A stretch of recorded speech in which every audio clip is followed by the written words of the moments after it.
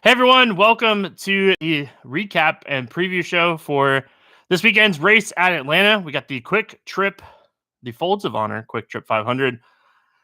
Excited for this weekend. 1.5 mile track. We've already had 1.5 intermediate track this season, but nothing, no other place kind of compares to Atlanta because of the tire wear. It's definitely one of my favorite races that we go to each and every year. If you're watching on YouTube, welcome. If you're a premium member for NASCAR here at RotoGrinders, make sure if you have any questions about last weekend's race, except for the DraftKings debacle, I'll get to that in a minute. If you have any questions about last weekend's race, or if you have any questions about Atlanta race this weekend, post them in Discord. If you're over on YouTube, I have the YouTube chat pulled up. And if you have any questions, you can fire them in there as well. Like I said, ready for Atlanta this weekend. But before we go to Atlanta, we go back to Phoenix. Phoenix was an interesting race. Obviously, what a cluster. Issue after issue, tires, everything, right? Those restarts are going to be wild, for the championship weekend. And I'll tell you right now, if Kevin Harvick was behind Joey Logano to win the championship, he would have drove through him. So we could potentially see a bump and run to win the championship, which is always fun. So I'm really quickly, before we get into breaking down cash lineups and tournaments, we're going to quickly talk about DraftKings and the scoring issue with Tyler Reddick. I hope to see them resolve the issue. I know they sent out an email saying that they were working on it and that, that they had fixed everything.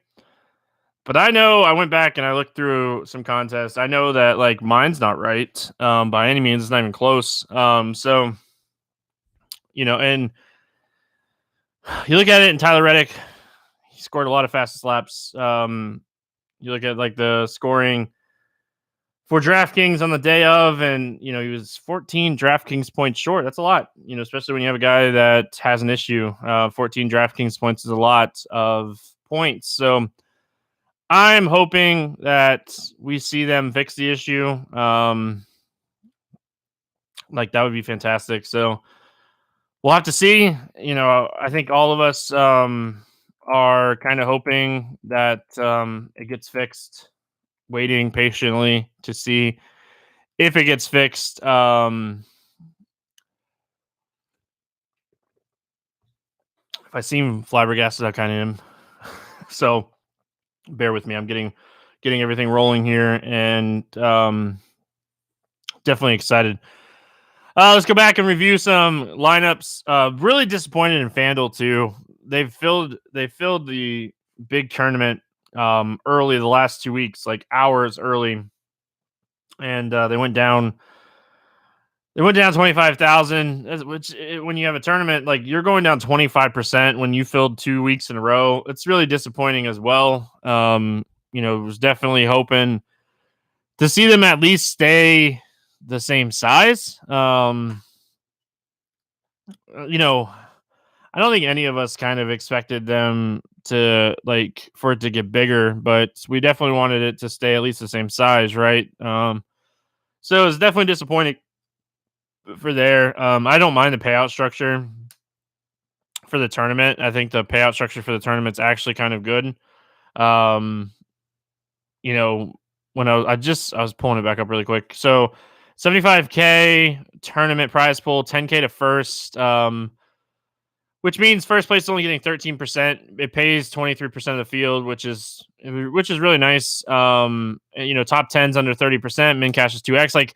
The structure of the tournament is fantastic. I don't understand why they went. I wish they would have did 100K, 10K to first, and really spread this bad boy out. But if you max enter this thing, you really need a top 5, to make your money back. So it's a tough tournament to see get downsized already. Early this season, this early in the season too. So hoping that, if you reach out, I reach out, if everybody reaches out to FanDuel, maybe that they'll see that there's plenty of people that want to play FanDuel NASCAR. So, as always, we're going to start with cash games over on FanDuel. It was a really good week for me on FanDuel and cash games.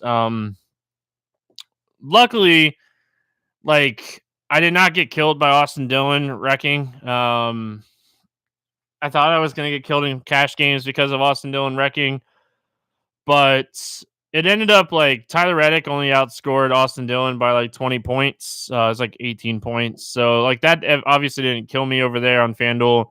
Martin Truex Jr. was kind of popular in cash games over there on FanDuel too, which I thought was kind of interesting because he had to start at the rear, but I kind of get I understood it. I played quite a bit of him in tournaments over there. So my cash lineup on FanDuel this week was Keselowski, Logano, Elliott, Boyer, Austin Dillon. Elliott had one of the best cars throughout the whole race. Joey ended up winning the race. Brad was up there and then kind of fell off at the end, but he did lead 82 laps, so that 8 points was huge for him. Clint Boyer never really seemed to have the best car, but ended up finishing in the top 5. So that was fantastic for anybody that played Boyer. So it was, like I said, it was a really good week over there on FanDuel Cash. Scored 318 points. No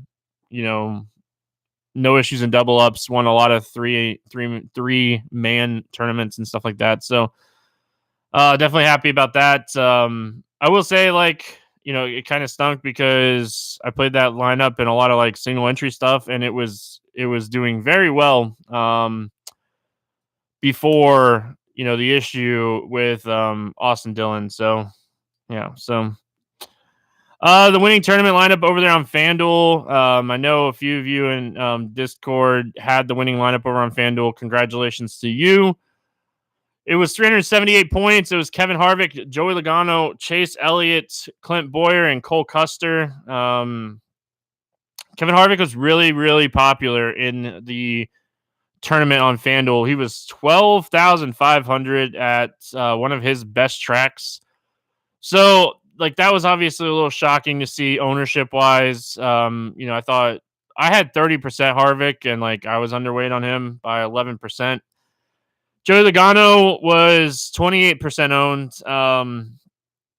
Again, Logano was another guy. I had 30% Logano. I had quite a bit. Chase was 40% owned. We kind of expected him to be really popular. I ended up having 40% Chase. Clint Boyer was 26% owned. Boyer was one of my favorite plays on the weekend. I was very overweight on him on both sites. And then Cole Custer, if you watch the premium show, the driver breakdown show, I went in depth on Cole Custer on that show. I said he was a great tournament play, talked about why he was a great tournament play, why this racetrack could benefit him, and he definitely paid off that $6,500 price tag. And he was a guy, I was overweight on him on FanDuel by almost half the field. He was 17.5%. I had 13.5% on him, so played a bunch. So it was just all about combinations for me on FanDuel. I had a lot of these guys, a little underweight on Harvick, overweight on Boyer and Custer. It just, it all comes down to combinations sometimes. And this combo obviously did really well. So it was an interesting week on FanDuel.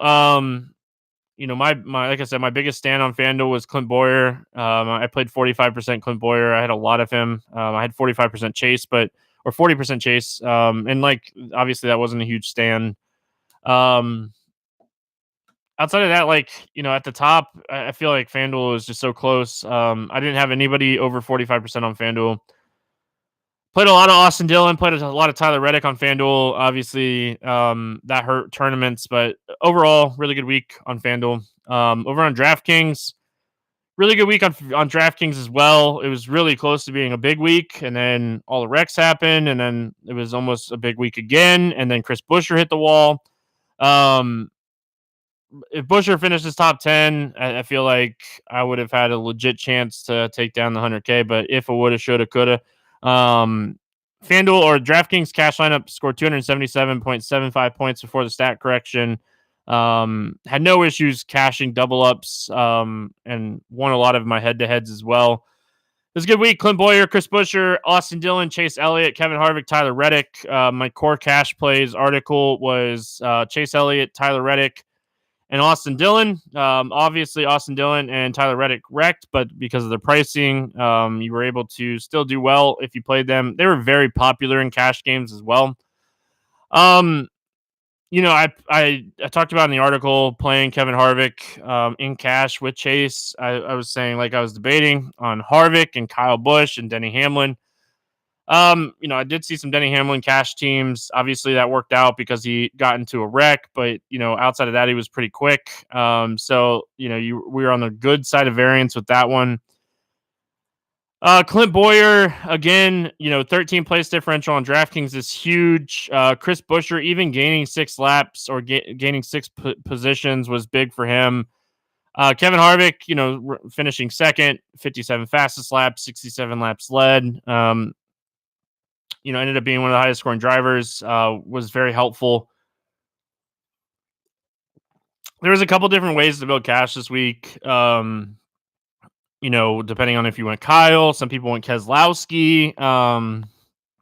It was one of the least duplicate weeks I've seen in cash games in a while for NASCAR on DraftKings. So that was kind of good.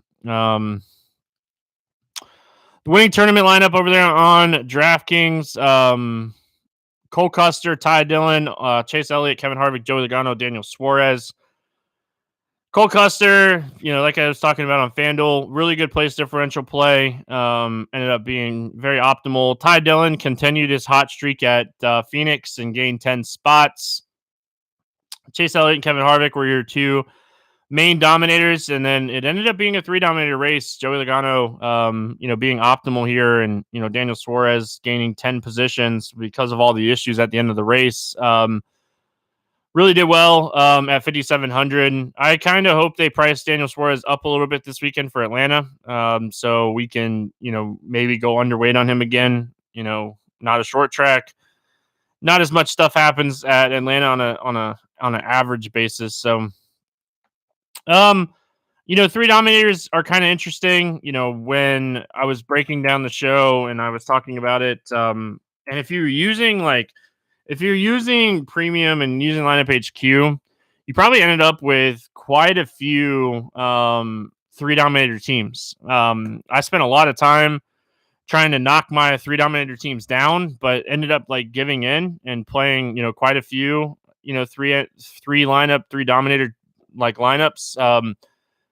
Your value plays always have to hit when you do 3 lineups.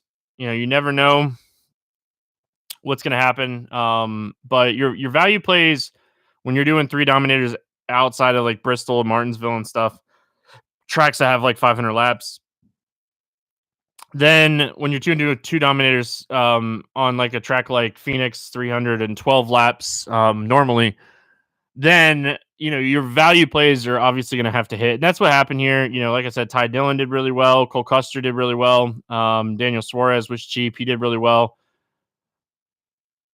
So yeah, nothing too crazy. I was kind of looking over my ownership and what projected ownership.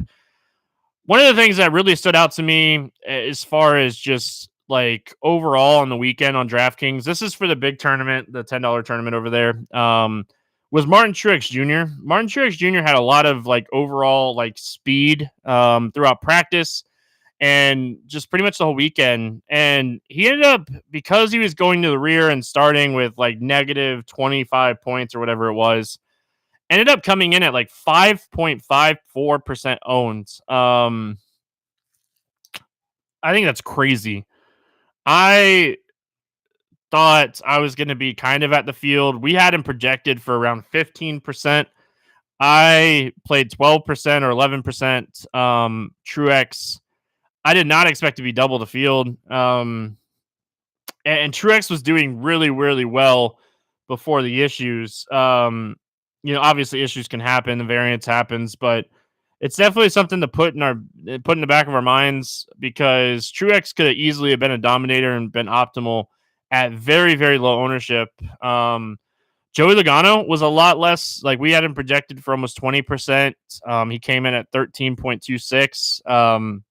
That was kind of shocking, because he was starting 13th. I feel like a lot of people play Kevin Harvick. He was 38.68% owned. A lot of people played Chase Elliott. Chase Elliott was 47.5%. I ended up on 54% Chase, played a lot of him. Outside of that, just kind of looking here, I was way over the field. People in chat were asking me. I was way over field on Clint Boyer on DraftKings. He was 28.6% owned. I had 51%. He was kind of the place that I took a stand on. I was way over the field on him, and I was way over the field on like Ty Dillon and Chris Buescher. I did not go into this race expecting to be overweight on Chris Buescher, but when those three lineup builds started to become a thing, it really became interesting to have Buescher at 6,700 starting 23rd, not needing a ton from him. So I ended up on Chris Buescher quite a bit. I had a lot of Reddick. I did not have a ton of Cole Custer. I wish I would have played more Cole Custer. I was kind of gun shy of playing Bell and Custer starting 15th and 16th. I even talked about how he could be a difference maker in tournaments, and I didn't play a lot. Played a lot of Ryan Preece. He was my value play that I wrote up for tournaments this week. Ryan Preece was so close to being optimal, losing a few spots at the end of the race. Shifted what could have been Preece instead of Suarez. Like, Preece doesn't lose those 3 or 4 spots at the end of that race and finishes 14th. It's a whole completely different ball game as far as optimal lineups, as far as just overall roster builds and everything like that. So, a lot of stuff can happen. You look at Tyler Reddick, a lot of stuff can happen. At the end of the day, variance in NASCAR is really high. I talk about it all the time. You have to accept the variance in NASCAR. And that's why I always, when somebody asks me, should I play a $100 single entry or should I play the 20 entry max $4 tournament? I will always, every time, say play the 20 entry max because of how big the variance is in NASCAR.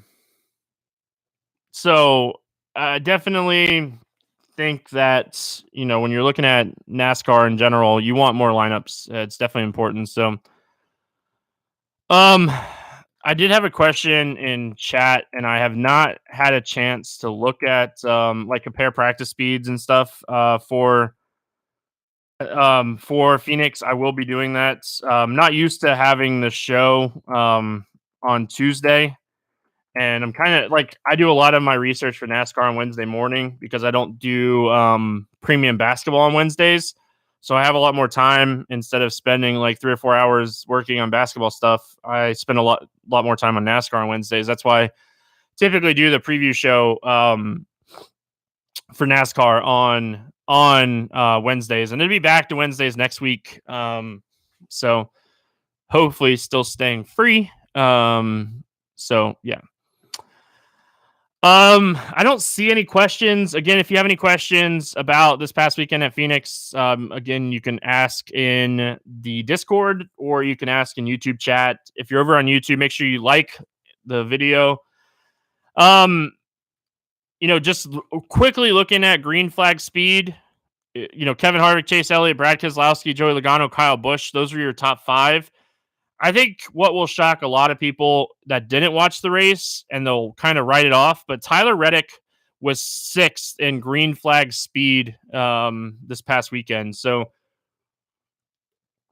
it's kind of as down as RCR was over the last couple of years. It's really good to note, much better run here for Tyler Reddick. They're showing some speed. Tyler Reddick's been in the top 15 in, green flag speed in back-to-back races now, Auto Club and, Phoenix. So Still when we're looking at like overall numbers for the year, we're still seeing a lot of speed out of the Chevys, but we saw a lot more speed out of the Fords, and we're still seeing a drop off when it comes to these Toyotas. They have not shown a ton of like green flag speed. So the only bad thing about green flag speed, like when you're looking at like say Denny Hamlin, who was 29th in green flag speed, is the green flag speed is it's still going to show like, so when Hamlin got in that wreck and he had all that damage, it's still going to show Hamlin going around. So it really doesn't give us a good justification of his green flag speed. So yeah, don't see any more questions about Phoenix. I think I answered all the questions that we had for Phoenix. So let's move on to Atlanta. Hot Atlanta. It is definitely going to be a wet weekend in Atlanta. Hopefully we're able to get the races in. It's still way early in the week to tell, but could be a long weekend, which never want to hear when you're going to the racetrack like I am. So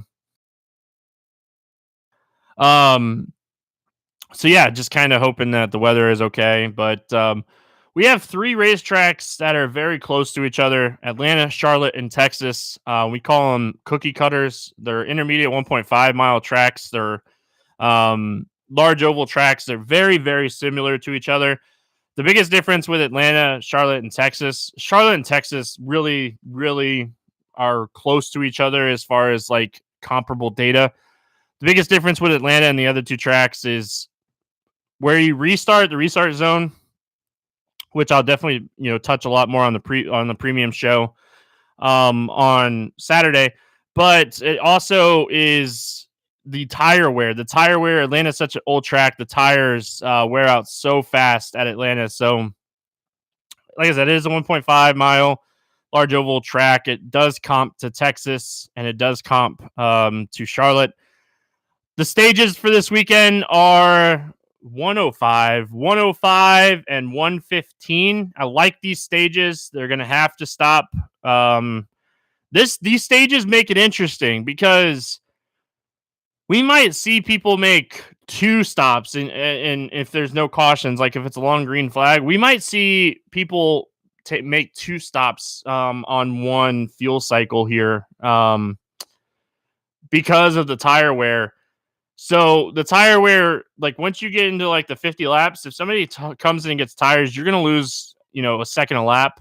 So if you split it up and where you pit twice in one stage, then definitely like in that final stage of 115 laps, I think we could potentially see somebody split it like 40-40 and run the last 30-35 laps. So obviously when we're looking at this race, we're going to see multiple strategies, which could lead to some different dominators because, with the stages different. So I like what they're doing with the stages here. Obviously, we could potentially have some rain, so we're going to have to watch that. That could definitely affect strategy on how people approach this race. We're going to have the tire wear, which definitely can affect the strategy on this race. So heading into Atlanta, it's kind of like one of those weekends where it's kind of like a crapshoot, and it's going to be a ton of fun DFS wise. So I will say the last time we were at Atlanta, it was really good to me. I was in the 8 or 9 way tie and made like 15 grand the last time we were at Atlanta. So obviously I'm excited to get back to Atlanta, to defend my tournament win, but it was the second race of the season back then. Dominators at Atlanta are typically 2 to 3 dominators are kind of what we're going to be looking for here with 325 laps, because there's just so many fastest laps that are spread out. Like last year, Larson had a bunch of fastest laps. Keselowski had a bunch of fastest laps. Harvick, Truex, Kyle Busch. So we had 4 or 5 drivers last year have over 25 fastest laps each. So obviously, as long as DraftKings the scoring is fixed, It's 12.5 points that, can get taken away here, or 12.5 points of dominator points. So we're going to be looking for 2 to 3 dominators here. We're going to need our value plays to hit. If you remember last year's race, Daniel Hemrick was absolutely crushing in this race last year and had the issue late and went from I think he was 4th or 5th to 20th. And he still was close to optimal. He might have been optimal. I don't have the optimal in front of me, but he was absolutely crushing, and it looked like he was going to have a monster day. So qualifying will be interesting. It'll be interesting to see how everything kind of plays out. But yeah, going into the weekend, I think we're looking for 2 to 3 dominators. I do think practice data will translate pretty well if we get 10, 15 lap runs. For most drivers, I think practice will correlate pretty well because of the tire wear. But, we know who the king of Atlanta is. Kevin Harvick is the king of Atlanta. He's the best at this racetrack with the high tire wear. It's not even close. Keselowski is trying to compete with Brad Keselowski is trying to compete with Kevin Harvick as being the king of Atlanta. But when we look at driver rating, it's not even close. Kevin Harvick has been absolutely dominant at this racetrack with driver rating, but Keselowski has won 2 of the last 3 races and finished second in the other one. He's just always there at the end of the race. So it'd be interesting to see without Paul Wolf on the box for Keselowski how the strategy kind of plays out. But I'm ready. I'm excited for this weekend. The schedule is posted on the NASCAR page here at RotoGrinders. That's the preview show and the recap show. Hope everyone has an awesome weekend. Again, I'll be at the track all weekend. If you have any questions, feel free. If you're going to be at the track in Atlanta this weekend, reach out to me. Say hi. Love meeting you guys. Have a good one.